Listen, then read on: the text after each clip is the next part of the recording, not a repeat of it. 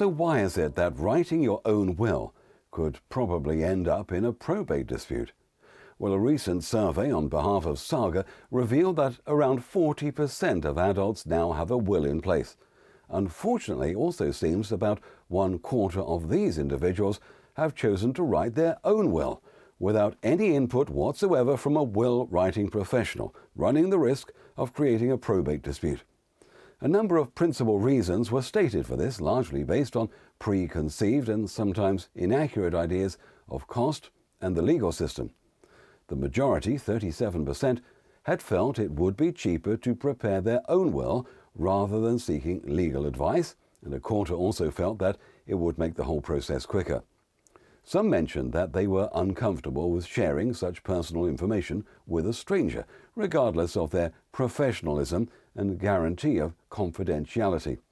There are, however, a number of risks associated with writing your own will without legal supervision, which depend upon the size of the family unit, the value of the estate, and simple ambiguity.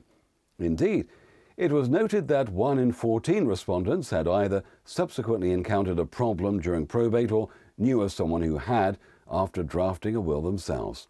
Nearly half said that the problem had led to a dispute, and 39% said this had gone on to delay the probate process. The complexities and legal knowledge required to write a will for all but the smallest and least complicated estates is often misunderstood. Very often, the wording included in the will is not specific enough and is open to question by family members, which often leads to a very bitter, unpleasant, and costly dispute.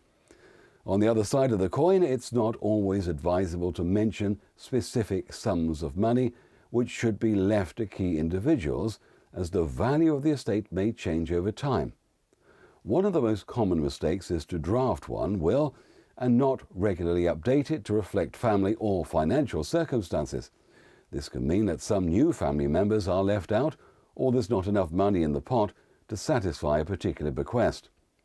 In some instances, a will has not been correctly signed and witnessed. This renders a will invalid, and instead of the executor being able to fulfill the deceased's wishes, the probate office may be forced to apply intestacy and follow the standard rules of estate distribution according to English law. The lessons here are to firstly seek legal advice from an experienced will writing or probate professional when writing a will. Then be sure to update it whenever any significant family or financial change occurs. In this way, the probate process is much more likely to be carried out seamlessly and efficiently without any inter-family squabbles, disappointment, and bitterness.